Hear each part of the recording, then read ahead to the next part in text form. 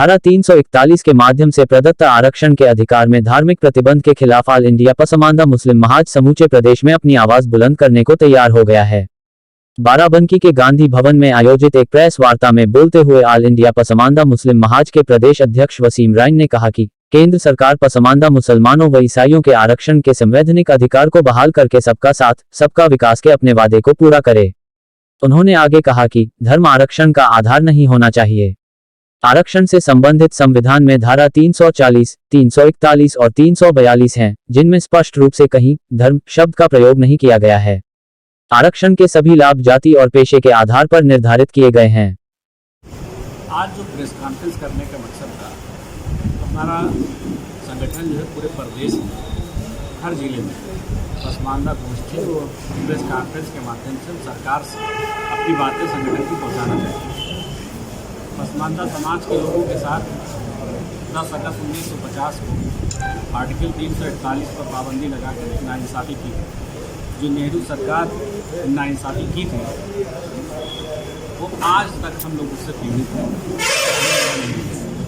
नेहरू सरकार में अकेले नेहरू नहीं, बल्कि मौलाना अब्दुल कलाम आज़ाद, रफ़ी अहमद किदवई या मुस्लिम दीगर लीडरान नहीं मिला है जितना नेहरू है। ये नाइंसाफ़ी हुई, लेकिन उन लोगों ने कोई आवाज़ हम लोगों की नहीं करी। अगर वो हम लोगों को बराबर का अपना भाई मानते तो हम लोग के लिए आवाज़ उठानी चाहिए, वो आवाज़ उन्होंने नहीं। आज 1 अगस्त से हमारे संगठन राष्ट्रीय नेतृत्व के निर्देश पर 1 अगस्त से पूरे प्रदेश में ये प्रेस कॉन्फ्रेंस और जागरूक गोष्ठी का अभियान चलाना था, क्योंकि हमारा गृह जनपद बाराबंकी इस वजह से हमने बाराबंकी से और आगे दूसरे जिलों में 3 तारीख को बहराइच में कर रहे हैं। इसी तरह दीगर जिलों में अलग अलग तारीखों में हर जगह प्रेस कॉन्फ्रेंस करेंगे। और आज कुरैशी समाज का पूरा कारोबार खत्म हो गया। हम भले दोष दे रहे हैं कि मौजूदा सरकार ने हमारा कुरैशी समाज का कारोबार बंद करा दिया, लेकिन ये कोर्ट का आदेश जब हुआ था तो पिछली गवर्नमेंट ने, और पिछली गवर्नमेंट अगर चाहती तो सारे नगर पालिका के अधीन स्लाटर हाउस चलते हैं। स्लाटर हाउस में ये कहा गया था कि ऑटोमेटिक प्लांट लगाना है।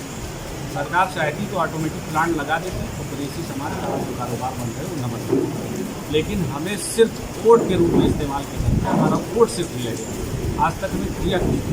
अगर कुरैशी समाज जब ब्राह्मण समाज या अंतर जो भी पसमांदा समाज सबसे ज़्यादा अगर किसी पार्टी ने फायदा उठाया तो कांग्रेस और सपा ने उठाया। समाजवादी पार्टी ने भी आज तक किसी को भी राज्यसभा मेंबर में नहीं दिया। जब भी भेजना हुआ तो अपर क्लास का वही 15% वाले को मिला, और जो 50% की आबादी पसमांदा आज तक किसी को राज्यसभा नहीं दिया। तो आज हमारी मोदी सरकार से, केंद्र सरकार से जो डिमांड है, जो आज पाबंदी कांग्रेस के द्वारा लगाए गए अफवाह है, इसको हटाकर और हम पसमांदा समाज के लोगों के साथ मिला करें। 48 का फ़ायदा जो हमारी कमेटी के लोग चाहते हैं उनको भी मिले, ताकि जो उनका नारा है कि सबका साथ और सबका विकास, वो तभी पूरा होगा जब हम लोग हमारा संगठन सत्ता में हिस्सेदारी और सामाजिक बराबरी के लिए बराबर काम कर रहा। 20 साल से हमारे नेता हैं, लगे हुए हैं, और हम भी आप लोगों के बीच में बराबर कुछ न कुछ चला ही करते हैं। इसी के साथ सभी का शुक्रिया, बहुत बहुत सभी सभी। उन्होंने आगे कहा कि यह प्रतिबंध 10 अगस्त 1950 को तत्कालीन प्रधानमंत्री जवाहरलाल नेहरू सरकार ने दलित मुसलमानों पर लगाए थे। राष्ट्रीय महासचिव वकार हवारी ने इस मौके पर कहा कि हम लोग किसी को हराने या जिताने के लिए नहीं आए हैं। हम 25 सालों से लगातार इस नाइंसाफ़ी के खिलाफ जुटे हुए हैं।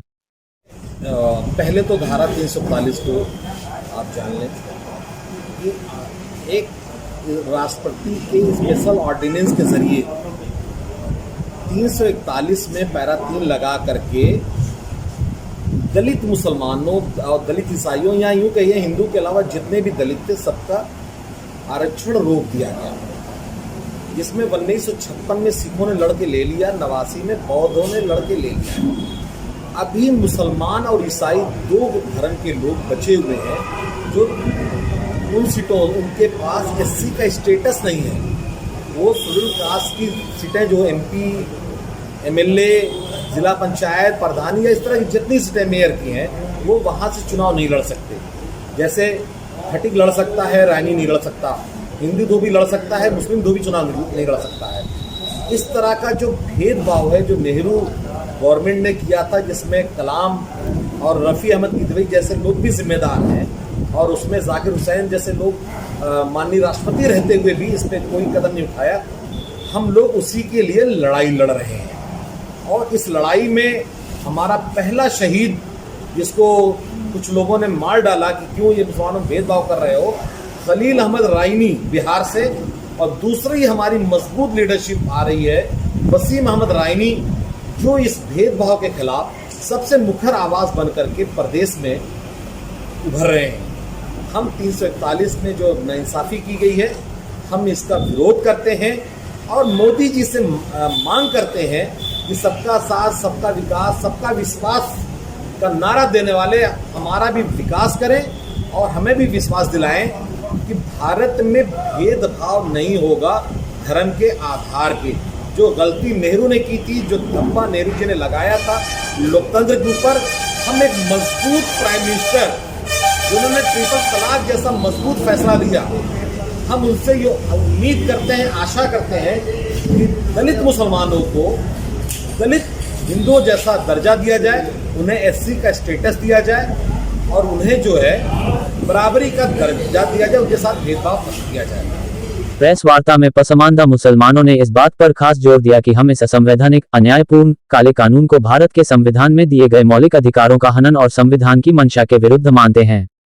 इस दौरान ऑल इंडिया जमीयतुल कुरैश के जिलाध्यक्ष शादाब कुरैशी, यूथ विंग अध्यक्ष सरफराज कुरैशी, सलमानी सविता वेलफेयर एसोसिएशन जिलाध्यक्ष जुबैर सलमानी और मलिक समाज के जिला महासचिव फैसल मलिक उपस्थित रहे।